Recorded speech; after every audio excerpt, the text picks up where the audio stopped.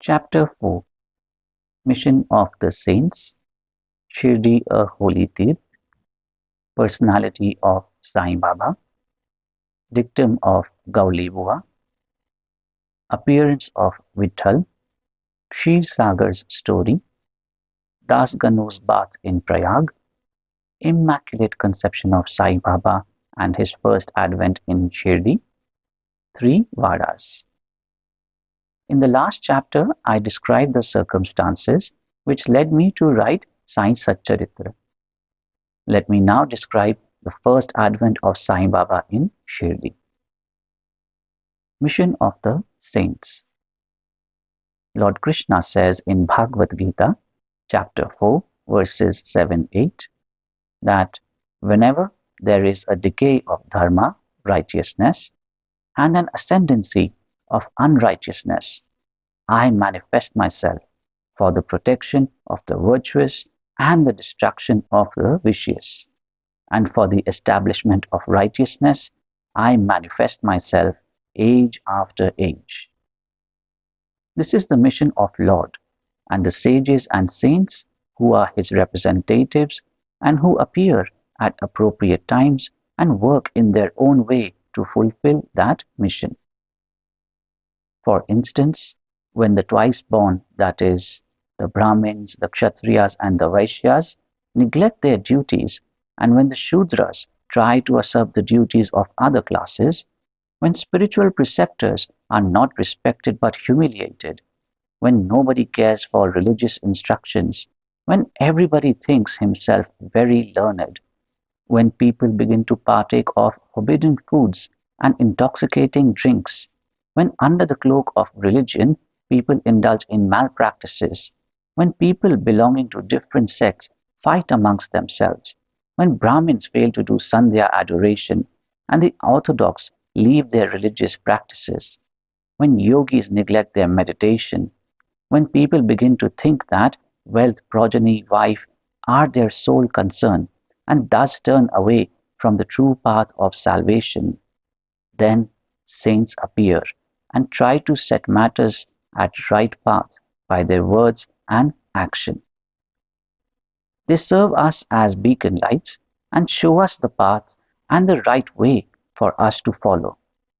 In this way, many saints, viz. Nivruti, Jnandev, Muktabai, Namdev, Gora, Gonai, Eknath, Tukaram, Narhari, Narsibhai, Sajjan Kasai, Savata, Ramdas, and various others did appear at various times to show the right path to the people.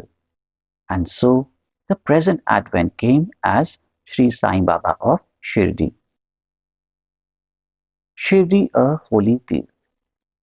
The banks of the Godavari River in the Ahmednagar district are very fortunate, for they gave birth and refuge to many a saint, prominent amongst them being Jnaneshwar. Shirdi also falls in the Kopargaon Taluka or the Ahmednagar district. After crossing the Godavari River at Kopargaon, one gets the way to Shirdi. When you go 3 kos, that is 9 miles, you come to Neemgaon, from where Shirdi is visible. Shirdi is as famous and well known as other holy places like Gangapur, Narsinawadi, Audambar on the banks of Krishna river. As the devotee Damoji flourished and blessed Mangal Veda near Pandharpur, as Samarth Ramdas at Sajjangarh, as Narsina Saraswati at Saraswati Wadi, so Sainath flourished at Shirdi and blessed it. Personality of Sai Baba. It is on account of Shri Sai Baba that Shirdi grew into importance. Let us see what sort of a personage Sai Baba was.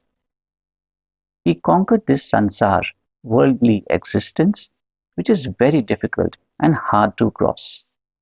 Peace or mental calm was his ornament, and he was the repository of wisdom.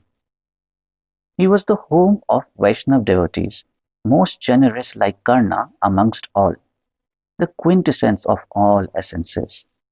He had no love for perishable things and was always engrossed in self-realization, which was his sole concern. He felt no pleasure in the things of this world or of the world beyond. His antarang heart was as clear as a mirror, and his speech always rained nectar. The rich or poor people were the same to him. He neither knew nor cared for honor or dishonor. He was the Lord of all beings. He spoke freely and mixed with all people, watched the actings and dances of nautch girls and heard ghazal songs. Still, he swerved not an inch from samadhi, mental equilibrium.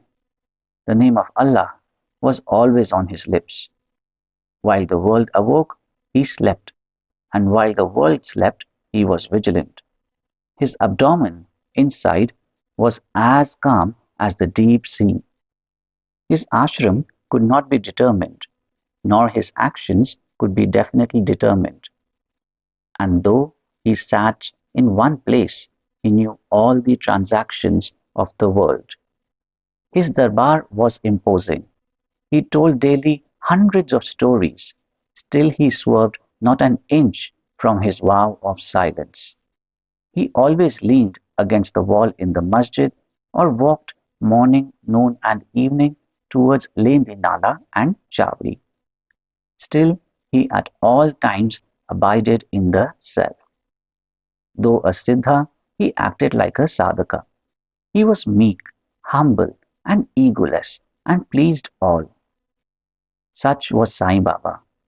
And as the soil of Shirdi was trodden by Sai Baba's feet, it attained extraordinary importance.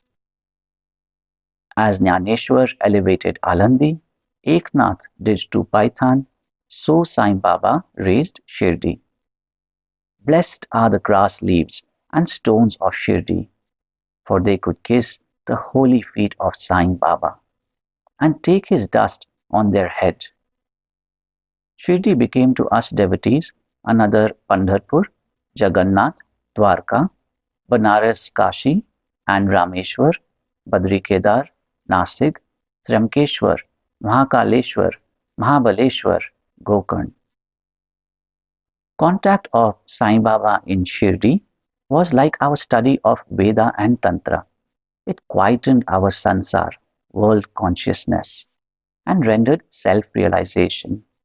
The darshan of Sri Sai was our yoga sadhana, and talk with him removed our sins. Shampooing his legs was our bath in Triveni Prayag, and drinking the holy water of his feet destroyed our sins. To us, his commands were Vedas, and accepting eating his udi and prasad was all purifying.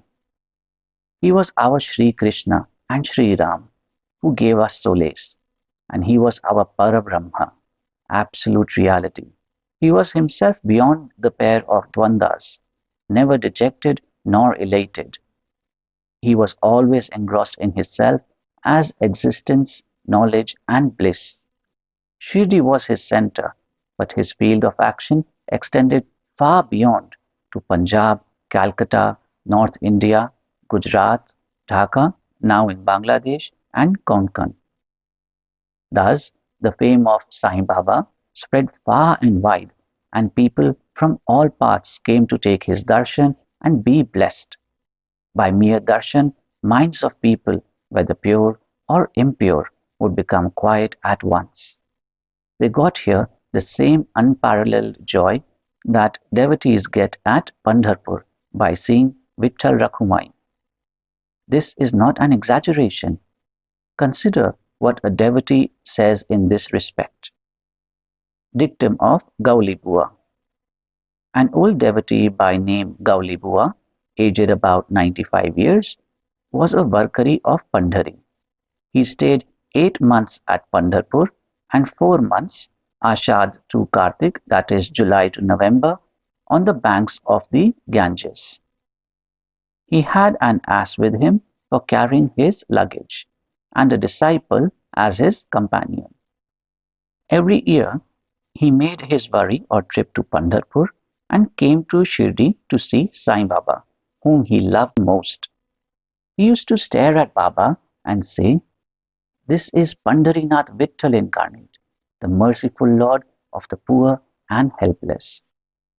This Goulibua was an old devotee of Vithoba and had made many a trip to Pandari, and he testified that Sai Baba was real Pandarinath. Vitthal himself appeared. Sai Baba was very fond of remembering and singing God's name.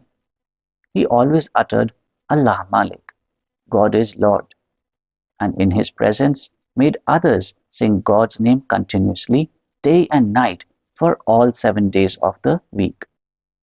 This is called Nam Saptah. Once he asked Das Ganu Maharaj to do the Nam Saptah. He replied that he would do it, provided he was assured that Vitthal would appear at the end of the 7th day. Then Baba, placing his hand on his chest, assured him that certainly Vitthal would appear, but for that the devotee must be earnest and devout. The Dankapuri Thakur of Dakurnath, the Pandari of Vitthal, the Dwarka of Ranchod, Krishna, is here, Shirdi. One need not go far out to see Dwarka. Will Vitthal come here from some outside place? He is here. Only when the devotee is bursting with love and devotion, Vitthal will manifest himself here, Shirdi. After the Saptah was over, Vitthal did manifest himself in the following manner. Kaka Sahib Dikshit was, as usual, sitting in meditation after the bath, and he saw Vitthal in a vision. When he went at noon for Baba's darshan, Baba asked him point blank, "Did Vitthal Patil come? Did you see him? He is a very truant fellow. Catch him firmly, otherwise he will escape even if you are a little inattentive." This happened in the morning, and at noon there was another Vitthal darshan. One hawker came there for selling 25 or 30 pictures of Vithoba. This picture exactly tallied with the figure that appeared in Kaka Sahib's vision. On seeing this and remembering Baba's words, Kaka Sahib Dikshit was much surprised and delighted. He bought one picture of Vithoba and placed it in his shrine for worship. Bhagwantrao Kshirsagar's story. How fond was Baba for Vitthal worship was illustrated in Bhagwantrao Kshirsagar's story. The father of Bhagwantrao was a devotee of Vithoba and used to make baris or annual trips to Pandharpur. He also had an image of Vithoba at home which he worshipped. After his death, the son stopped everything, the bari, the worship, and Shraddha ceremony, etc. When Bhagwantrao came to Shirdi, Baba, on remembering his father, at once said, "His father was my friend, so I dragged him, the son, here. He never offered Naivedya, and so he starved Vitthal and me. So I brought him here. I shall remonstrate him now and set him to worship." Das Ganu's bath in Prayag. The Hindus think that a bath in the Holy Tirth of Prayag, where the Ganga and Yamuna meet, is very meritorious, and thousands of pilgrims go there at periodical times to have the sacred bath there. Once, Das Ganu thought that he should go to Prayag for a bath, and came to Baba to get his permission for doing so. Baba replied to him, "It is not necessary to go so far. Our Prayag is here, believe me." Then, wonder of wonders! When Das Ganu placed his head on Baba's feet, out flowed streams of Ganga Yamuna water from both the toes of Baba. Seeing this miracle, Das Ganu was overwhelmed with feelings of love and adoration and was full of tears. Inwardly, he felt inspired, and his speech burst forth into a song in praise of Baba and his Leelas. Immaculate Conception of Sai Baba and his first advent in Shirdi. Nobody knew the parents, birth, or birthplace of Sai Baba. Many inquiries were made, Many questions were put to Baba and others regarding these items, but no satisfactory answer or information has yet been obtained. Practically, we know nothing about these matters. Namdev and Kabir were not born like ordinary mortals. They were found as infants in mother of pearls. Namdev being found on the bank Bhimrati river by Gunai and Kabir on the bank Bhagirathi river by Tamal. Similar was the case with Sai Baba.